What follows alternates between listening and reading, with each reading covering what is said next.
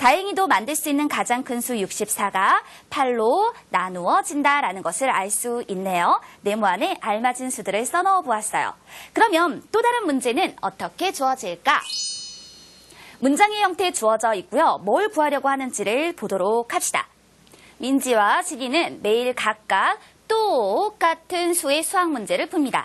민지는 6일 동안 54문제를 풀었고 요거 중요하고요. 진이는 7일 동안 56문제를 풀었다. 요것도 중요한 조건이에요. 그러면 이랬을 때 하루에 푼 수학 문제는 누가 몇 문제 더 많습니까? 라고 물어보고 있죠. 그렇기 때문에 이와 같은 문제를 해결하기 위해서는요. 여러분이 민지와 진이의 내용을 살펴보시고 그 각각의 하루 동안 문제 푼 개수들을 구하고 난 다음에 비교를 해줘야 하는 문제가 되는 거예요. 그러면 민지부터 확인할까요? 민지는 54를 6으로 나눠주어야 하는데 이 6이다라고 하는 걸 보면 6곳으로 똑같게 나눈다라는 뜻을 갖는 거죠. 6일이니까 하나, 둘, 셋, 넷 우리 아까 나눠본 것처럼 6곳으로 똑같게 나눠준다라는 뜻이기 때문에 6, 9, 54 이와 같이 해결을 해줄 거고요. 그 다음에 진이를 볼게요. 진이는 56 나누기 7이라고 할 건데 7과 8의 곱이 56입니다. 라고 해서 하루에 푼 문제수를 알 수 있어요. 7로 나누어 준 것은 56이라고 하는 걸 7곳으로 똑같게 나눴습니다. 라는 걸 말해주고 있는 겁니다. 이렇게 의미를 잘 파악하시고 그렇다면 9하고 8을 비교했을 때 9가 더 큰 수니까 민지가 몇 문제 더? 한 문제 더 많이 푼 것이다 라고 말할 수 있는 것이죠. 이와 같이 여러분이 각각의 몫을 구한 후 그 몫을 비교해서 문제를 해결해 보았어요. 이번에는요. 또 다른 형태를 함께 보도록 할게요. 이번에도 역시 문장입니다. 문장의 구조를 잘 해석해야 해요. 한 봉지에 8개씩 들어있는 쿠키를 7봉지, 한 봉지에 15개씩 들어있는 사탕을 5봉지 샀습니다. 그 중에서 쿠키 2개와 사탕 3개를 남겨두고 쿠키와 사탕을 접시 9개에 똑같게 나누어 담으려고 합니다. 한 접시에 담은 쿠키와 사탕은 모두 몇 개입니까? 라고 묻고 있죠. 그렇다면 8개씩 들어있어요. 7봉지예요. 그래서 8과 7의 곱으로 56이라고 표현할 수 있고 그 다음에 한 봉지에 15개씩 들어있는 사탕을 5봉지 샀다라고 얘기를 했죠. 따라서 5, 25, 1호는 5 해서 75라고 얘기를 해줬어요. 그런데 그 중에서 쿠키 2개와 사탕 3개를 남겨두래요. 쿠키 2개를 남겨둘 거니까 이 값은 54가 되는 거고 사탕 3개를 남겨둘 거니까 3개만큼을 빼버리면 이 값이 72 이와 같이 표현이 되는 것이죠. 그런데 이것을 접시 9개에 똑같게 나누어 담으려고 한대요. 그러면 54도 9로 나눠줘야 하고 72도 역시 9로 나눠주어야 하는 거죠. 9개 접시에다가 똑같게 나눠 담기로 했으니까.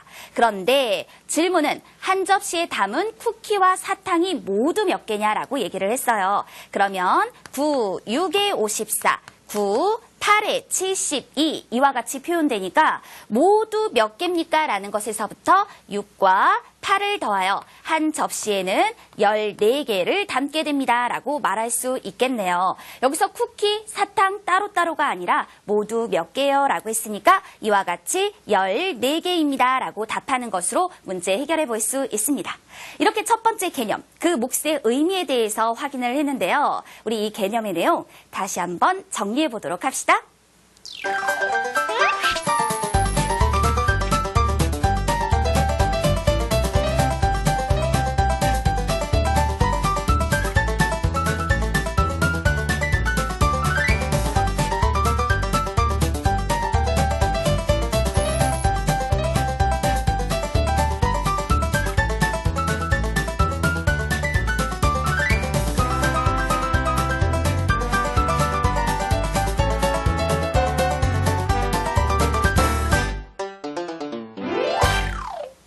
두 번째 개념 쏙쏙 함께 만나볼게요. 이번에는 조금 이제 어려운 것들이 나오기 시작해요. 두 자릿수 나누기 한 자릿수의 목과 나머지 검산에 대해서 함께 얘기를 해볼게요.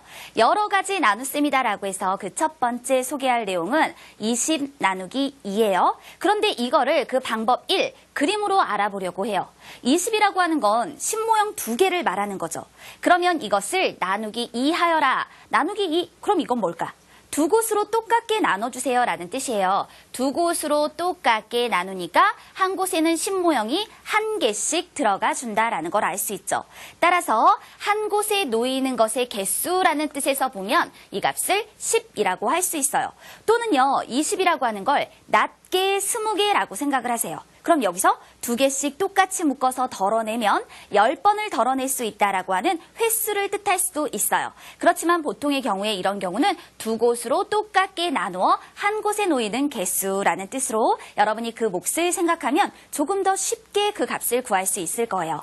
그림으로 이렇게 확인을 해보았는데 그럼 또 다른 방법은 없을까요?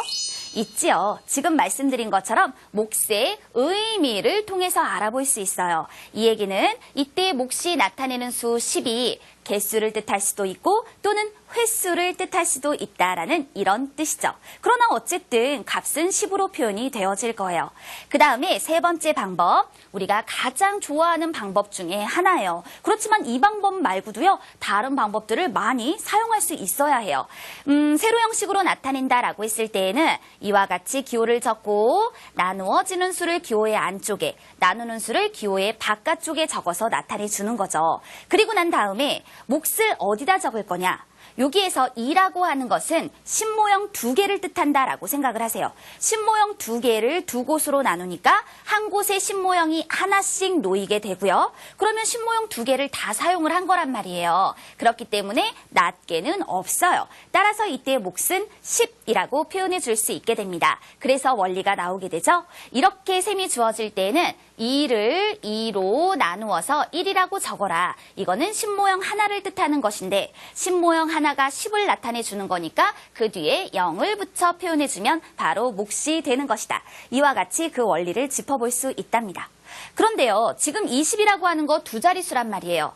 두 자릿수의 형태가 이런 것만 있을까요? 그건 아니에요. 그래서 이번에는 22 나누기 2의 셈에 대해서도 확인을 해볼게요. 이거는 이렇게 설명을 할 수 있어요. 신모형 두 개와